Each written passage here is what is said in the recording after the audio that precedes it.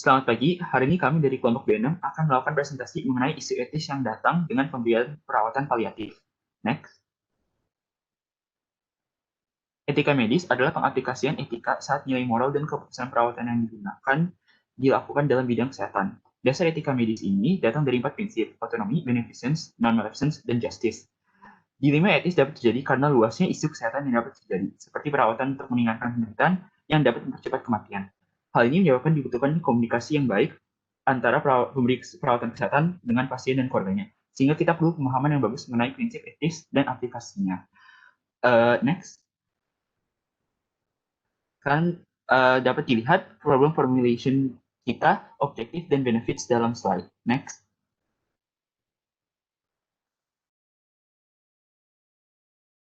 Baik, next.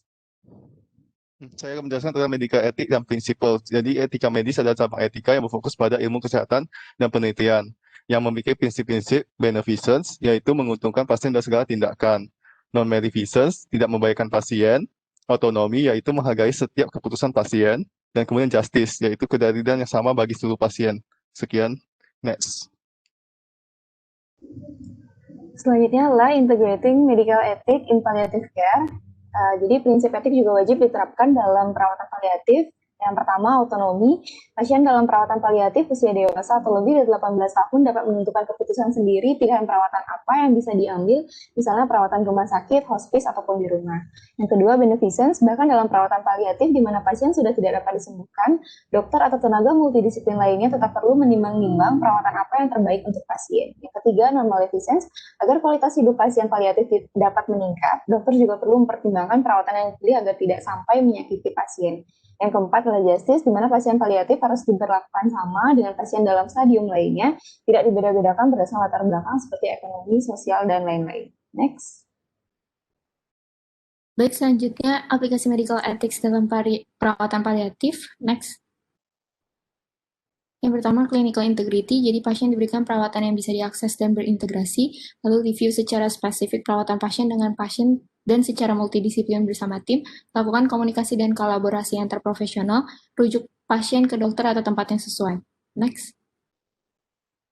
Selanjutnya, respect for person, jadi yang pertama investigasi seberapa jauh pasien ingin tahu diagnosis dan prognosis penyakitnya, berikan informasi yang akurat dan sesuai, lalu respect dan hargai keinginan pasien mengenai terapinya, encourage dan dukung pasien untuk beradaptasi dengan perubahan akibat penyakitnya.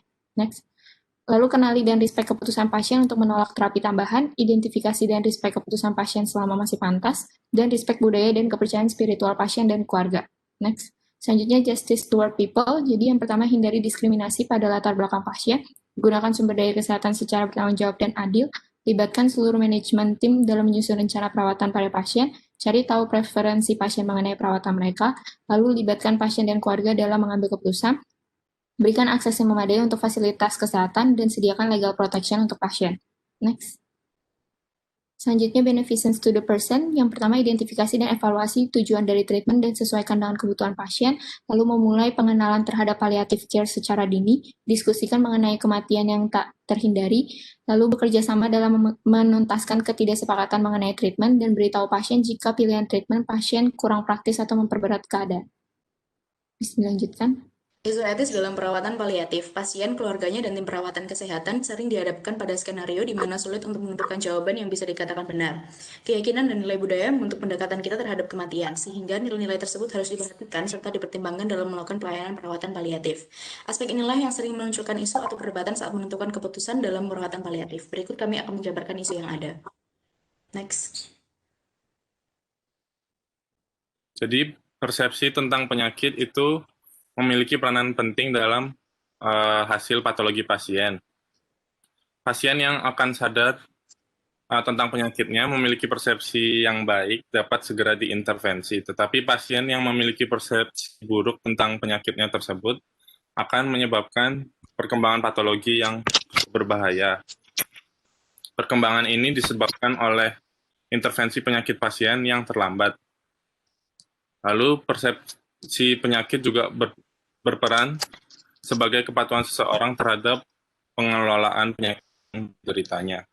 Salah satu contoh kasus, ini bukan tentang paliatif, tapi studi tentang persepsi penyakit tentang COVID, misalnya, itu jika pasiennya memiliki pemahaman yang baik tentang penyakit virus ini, cara penularannya dan cara pencegahannya akan menghasilkan prognosis yang baik dalam skala yang besar. Next.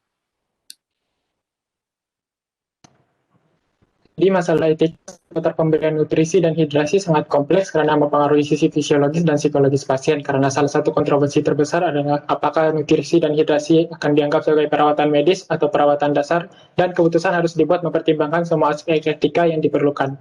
Beberapa penulis percaya pemberian nutrisi dan hidrasi akan memperpanjang penderitaan dan karena itu sah untuk menahan atau tidak memberikan sama sekali.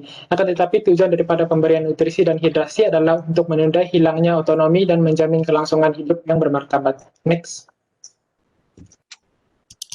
Selanjutnya, palliative sedation adalah pemberian sedasi. Treatment ini legal dipakai jika pertama memberi manfaat untuk pasien, kemudian indikasi pengobatan bukan untuk membunuh, dan yang terakhir adalah kematian pasien sudah dekat, kira-kira jam sampai hari dan tidak sampai seminggu atau sebulan. Sekian, dilanjutkan. Kita withdrawal treatment. Apabila perawatan pasien sudah tidak memiliki manfaat dan goal, maka withholding atau withdrawing perawatan dikatakan medically approved dan etik untuk dilakukan. Kita sebagai dokter perlu menjelaskan mengenai diagnosis, prognosis penyakit, dan prognosis pada pasien sehingga bisa berdiskusi. Karena komunikasi merupakan kunci dari diskusi, keputusan, dan ethical consideration. Karena setiap kasus itu unik dan tidak terdapat keadaan tertentu, maka untuk menentukan withholding atau withdrawing ini etik atau tidak, perlu dikomunikasikan dan juga observasi dari tiap kasusnya. Next. Selanjutnya, resuscitation decision. CPR merupakan terapi medis yang bersifat invasif yang sebenarnya tidak dapat ditujukan bagi pasien yang dalam kondisi sekarat akibat kondisi medis yang tidak dapat disembuhkan. Dan CPR itu sendiri memiliki efek yang dapat mengganggu kualitas hidup pasien. Namun dalam pelaksanaan etika medis, dokter perlu tetap menghargai prinsip otonomi pasien dan tetap meminta keputusannya dalam terapi CPR dan tidak memberikan keputusan secara pribadi. Dan saat ini telah berkembang istilah DNA CPR yang artinya bahwa tim medis tidak perlu memberikan resusitasi apabila pasien dalam kondisi henti jantung atau henti pernapasan. Di mana DNA CPR itu sendiri sering sekali tercatat dalam rekam medis pasien paliatif. Dan berdasarkan pelaksanaan etika medis, DNA CPR sudah memenuhi unsur non-maleficence, di mana DNA CPR melindungi pasien dari tindakan medis yang berbahaya dan juga memenuhi unsur atau prinsip beneficence, di mana pasien telah dilindungi dari tindakan medis yang sia-sia atau tidak memberikan manfaat yang signifikan. Next. Komunikasi yang baik sangat penting bagi pasien dan keluarganya dalam menghadapi proses kematian yang dapat dilihat pada slide. Lalu ada pun tantangan yang dalam berkomunikasi yang baik seperti merusak harapan yang dimiliki oleh pasien, sehingga muncul dilema secara etik, yaitu otonomi yang bertentangan dengan non-maleficence dan beneficence, sehingga diperlukan untuk melakukan beberapa teknik komunikasi seperti spikes dan dalam melakukan breaking bad news. Selanjutnya. Sehingga simpulan dari student project kami ialah etika kedokteran adalah cabang etika terapan untuk praktik kedokteran klinis dan penelitian ilmiah terkait berdasarkan nilai-nilai yang dapat dirujuk oleh para profesional jika terjadi kebingungan atau konflik. Dasar etika kedokteran bersumber dari 4 prinsip yaitu otonomi, beneficent, non-maleficent, dan justice. Keempat prinsip ini digunakan untuk membantu dokter dalam membuat keputusan yang tepat dan legal dalam merawat pasien paliatif. Di mana etika sendiri berkaitan dengan prinsip moral, nilai, dan standar perilaku. Namun tidak dapat dipungkiri bahwa dalam perawatan paliatif pun masalah etika sering terjadi karena masih banyak perbedaan yang sering diabaikan oleh tim paliatif itu sendiri. Baik, sekian dari presentasi SGD kami. Terima kasih telah menyaksikan.